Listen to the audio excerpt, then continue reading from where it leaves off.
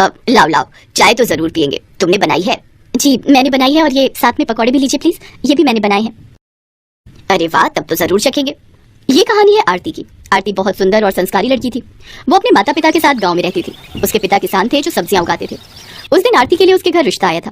सुमन अपने बेटे आकाश का रिश्ता आरती के लिए लाई थी। आरती ने बड़े ही प्यार से सबके लिए चाय और पकौड़े बनाए थे। फिर जैसे ही सुमन ने पकौड़ा चखा, बढ़िया बनाए हैं जी, मेरी बेटी खाना बहुत ही अच्छा बनाती है, उसके हाथ के खाने की सभी लोग तारीफ करते हैं। ये तो बहुत अच्छी बात है बहन जी। अब आप झट मंगनी और पट ब्याह की तैयारी करो। कुछ दिनों के बाद ही आकाश और आरती की शादी हो गई। आकाश शहर में चाय पकौड़ों का ठेला लगाता था। वो पकौड़े बेचकर आराम से अपने घर का गुजारा कर लेता था। फिर शादी के 2 दिन बाद क्या हुआ, आप बड़ी जल्दी जग गए? मैं तो रोज इसी समय जग जाता हूँ। सबसे पहले अपना ठेला साफ करता हूँ और फिर पकौड़ों की तैयारी करता हूँ। फिर ठेला लेकर नाश्ते के समय तक बाजार पहुंचना होता है ना। देर हो गई तो ग्राहक निकल जाएंगे अपने अपने काम पर, बिना मेरे ठेले पर नाश्ता किए। बस इसीलिए जल्दी जागना पड़ता है। और वापस कब आते हो आप? ये तो ग्राहकों के ऊपर है। जिस दिन अच्छी बिक्री हो गई उस दिन दोपहर तक आ जाता हूँ, वरना कई दिन तो शाम भी हो जाती है। ठीक है, चलिए मैं आपकी कुछ मदद करा देती हूँ। तुम क्या करोगी? जाओ सो जाओ। नहीं, आप इतना काम अकेले करेंगे और मैं सो जाऊं, ऐसा कैसे हो सकता है? इसके बाद आरती ने सबसे पहले आकाश के साथ उसका ठेला साफ करवाया। अरे वाह, सच में आज तो सारा काम बहुत जल्दी हो गया। कैसे नहीं होगा, बड़े बुजुर्ग कहते हैं ना, एक से भले दो। सही कह रही हो। वैसे आज तो जोश जोश में करा दिया, कल भी कराओगी ना मेरी मदद? हाँ क्यों नहीं, पत्नी हूँ आपकी, हर सुख दुख में हमेशा आपका साथ निभाऊंगी। आरती की बात सुनकर आकाश मुस्कुरा दिया और फिर अपना ठेला लेकर बाजार की तरफ चल दिया। उस दिन आकाश रोज के मुकाबले बहुत जल्दी अपनी जगह पर पहुंच गया था, जिससे हुआ ये कि सुबह सुबह काम पर जाने वाले ज्यादातर लोग उसके ठेले पर आए और उस दिन आकाश की अच्छी खासी बिक्री हुई। फिर वो दोपहर में 1 बजे ही सारे पकौड़े बेचकर घर वापस भी आ गया। अरे आज बहुत जल्दी आ गया बेटा, क्या हुआ, सब ठीक है? ठीक नहीं माँ, सब बहुत ही बढ़िया है। इसके बाद आकाश ने एक सांस में अपनी माँ सुमन को सारी बात बता दी, जिसे सुनकर सुमन भी बहुत खुश हुई। अब तो हर रोज आकाश और आरती सुबह जल्दी उठते और आकाश जल्दी ही अपना ठेला लेकर निकल जाता। शुरू में तो आकाश की खूब कमाई हुई, लेकिन फिर एक दिन आकाश सीधा शाम को 4 बजे घर आया और उसका मुंह उतरा हुआ था। क्या हुआ जी, आज बहुत देर कर दी? और ये क्या, ठेले पर सारा सामान तो वैसे का वैसा ही है। पता नहीं क्या हो गया है आरती, अब लोग मेरे ठेले पर नहीं आ रहे। क्यों, आसपास कोई और ठेला लगने लगा है क्या? हाँ, ज्यादातर लोग वहीं जाते हैं और मेरे पास बस अब कुछ नए ग्राहक ही आते हैं। पता नहीं उस नए ठेले वाले ने क्या जादू कर दिया है सब पर। अपने पति को परेशान देखकर आरती भी परेशान हो गई, लेकिन उसने ठान लिया कि वो अपने पति की परेशानी दूर करके रहेगी। ये सोचकर अगले दिन आकाश के जाने के बाद वो भी तैयार होकर बाजार की तरफ निकल पड़ी। वो सीधा आकाश के ठेले पर गई और फिर, अरे आज यहाँ आओ, बैठो, मैं तुम्हारे लिए चाय लाता हूँ। नहीं, बस एक पकौड़ा खिला दो, मैं वही खाने आई हूँ। एक क्यों, सारे खाओ। ये कहकर आकाश ने गर्मा गर्म पकौड़ों की प्लेट लगा कर दी। आरती ने खूब स्वाद लेकर वो पकौड़े खाए और फिर आरती उस नए पकौड़े वाले के पास गई जिसने आकाश के सारे ग्राहक उससे छीन लिए थे। वहाँ उसने देखा कि असल में उस ठेले पर मिर्च के पकौड़े तले जा रहे थे, जिन्हें खरीदने के लिए लोगों की भीड़ लगी थी। तो आरती ने भी एक प्लेट ऑर्डर की और फिर, अच्छा तो ये है राज, यहाँ के लोगों को तीखे पकौड़े चाहिए। अब समझी। इसके बाद आरती वहीं से सीधा अपने मायके चली गई। उसे देखकर उसकी माँ फूलवती और पिता राधेश्याम बहुत खुश हुए और फिर, पापा मुझे आपकी एक मदद चाहिए। क्या हुआ बेटी, सब ठीक तो है?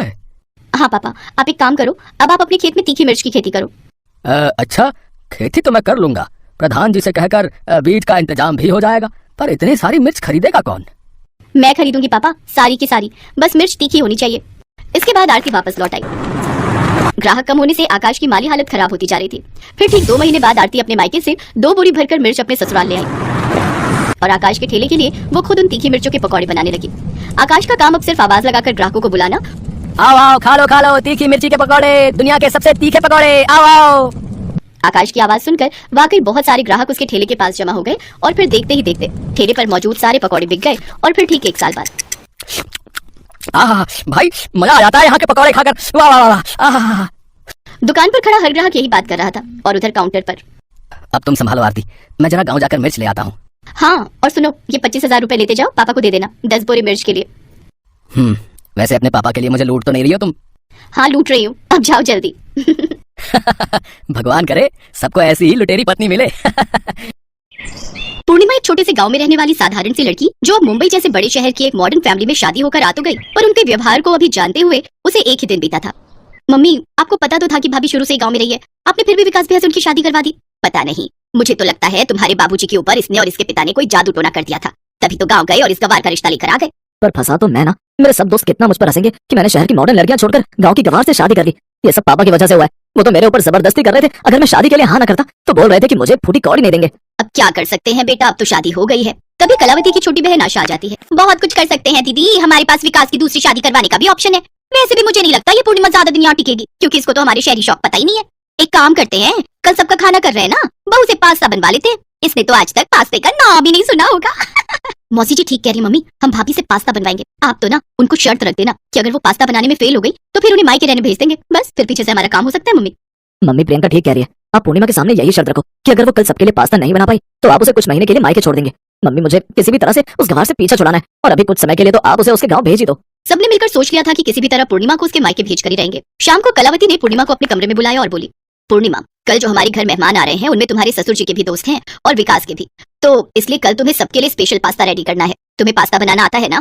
पास्ता वो मैं क्यों, कोई परेशानी है? देखो कल अगर तुम पास्ता बनाने में फेल हो गई और तुम मेहमानों के लिए पास्ता नहीं बना पाई तो हमारी ये शर्त रहेगी कि तुम अगले 6 महीने तक अपने मायके में रहोगी और फिर तुम जब तक सारा शहरी खाना पास्ता, नूडल, पिज्जा, चाउमीन वगैरह वगैरह बनाना सीख नहीं जाओगी तब तक यहाँ वापस मत लौटना।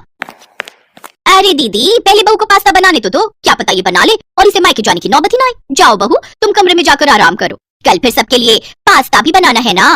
पूर्णिमा अपने कमरे में चली जाती है। कलावती और आशा एक दूसरे को देखकर हंसने लगती हैं। अगले दिन रसोई में पास्ता बनाने की कोई तैयारी नहीं थी और ना ही पूर्णिमा की कोई मदद कर रहा था। पूर्णिमा अकेले ही रसोई में खड़ी थी, तभी उसके ससुर अपने हाथों में कुछ थैले पकड़े हुए वहाँ आ जाते हैं। पूर्णिमा बहू ये लो पास्ता बनाने का सारा सामान, मैंने जो जो समझ में आया सब कुछ खरीद लिया। अब ये सब मिलकर बनाते रहते हैं तो मुझे इतना तो पता ही रहता है कि पास्ता में क्या क्या सामग्री डलती है, पर बनाना मुझे नहीं आता। ये कोशिश तो बहू तुम्हें खुद ही करनी होगी। पापा जी आपने मेरे लिए इतना सोचा, मेरे लिए यही बहुत बड़ी बात है। पापा मुझे आशीर्वाद दीजिए कि मैं इस परीक्षा में पास हो जाऊं। बिल्कुल बहू, मेरा आशीर्वाद तुम्हारे साथ है, तुम इस परीक्षा को जरूर पास करोगी। अब समय आ गया है बहू, सबको पता चल जाना चाहिए कि हमारी बहू कौन है। सब लोग हॉल में नई बहू के हाथ का पास्ता खाने का इंतजार कर रहे थे। मम्मी मैं एक बार किचन में देखकर आती हूँ, भाभी से पास्ता बना भी है या नहीं। वैसे मुझे नहीं लगता कि उन्होंने पास्ता बनाया होगा, वो तो देसी खाना ही बनाना जानती है। हाँ देख कर आ, क्या आखिर रसोई में इतनी देर से कर क्या रही है। प्रियंका जैसे ही किचन में जाने लगती है तभी वो पूर्णिमा को अपने हाथ में पास्ता सजाकर लाते हुए देखती है। पास्ते की खुशबू पूरे घर में फैल रही थी। अरे वाह बहू, पास्ते की खुशबू तो बहुत बढ़िया आ रही है। अब जल्दी जल्दी मेहमानों को सर्व कर दो और मुझे सबसे पहले देना। हाँ? जी पापा जी।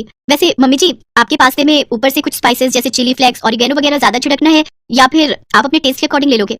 विकास मैंने आपके लिए रेड सॉस पास्ता भी रेडी किया है, मुझे पता है आपको रेड सॉस पास्ता बहुत पसंद है एक्स्ट्रा चिली के साथ। और प्रियंका मैंने तुम्हारा भी अलग पास्ता बना दिया जिसमें वेजिटेबल्स कम है। ये लीजिए पापा आप, आपका हल्के मसाले वाला पास्ता। मैंने सबके टेस्ट के अकॉर्डिंग अलग अलग पास्ता रेडी कर दिया है। मौसा जी ये लीजिए आपका पास्ता। मैंने साथ में और भी डिशेस बनाई हैं, वो भी आप टेस्ट करके देखिएगा।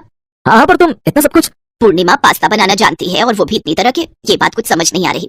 तुम ठीक कह रही हो दीदी, अभी तक ये माजरा मुझे भी समझ में नहीं आ रहा। ये तो गांव की लड़की है, इसे इतना बढ़िया पास्ता बनाने कैसे आ सकता है? मम्मी पास्ता तो बहुत टेस्टी बनाया भाभी ने, इसका तो टेस्ट ऐसा लग रहा है जैसे किसी फेमस शेफ ने बनाया हो। पूर्णिमा के ससुर अपने कुछ जान पहचान के लोगों को पूर्णिमा से मिलवाते हैं।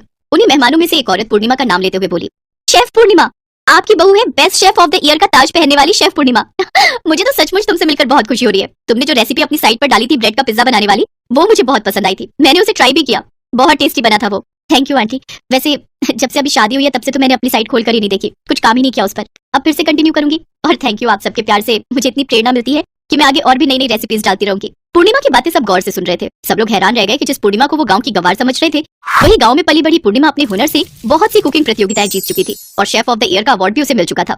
सब लोगों के जाने के बाद पूर्णिमा अपने बारे में बताती है, पापा जी ने मुझे मना किया था कि मैं आप सबको अपनी सच्चाई ना बताऊं। आप सबने मुझे प्यार दिया ही नहीं। आप सबने सोचा ये तो गांव की लड़की है, इसे कुछ नहीं आता होगा, पर ऐसा नहीं है मम्मी जी। गांव की लड़कियां भी बहुत पढ़ी लिखी हो सकती हैं, अच्छे मुकाम पर पहुंच सकती हैं।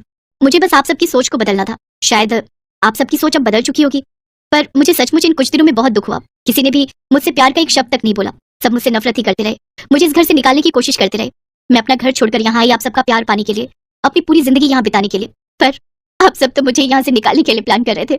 मैं सब जानती हूँ।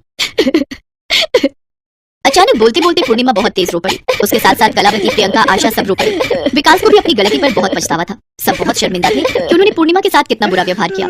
सब पूर्णिमा से माफी मांगते हैं। हमें माफ कर दो पूर्णिमा बहू, हम सचमुच बहुत गलत थे, हमने तुम्हारे साथ बहुत गलत किया। आई एम सॉरी भाभी। रो मत बहू, हम सचमुच अपनी गलती पर बहुत शर्मिंदा हैं। मैंने भी गलत किया, मुझे माफ कर दो पूर्णिमा, आई एम सो सॉरी। सबको अपनी गलती का एहसास था, इसके लिए पूर्णिमा सबको माफ करके अपने जीवन की नई शुरुआत करती है।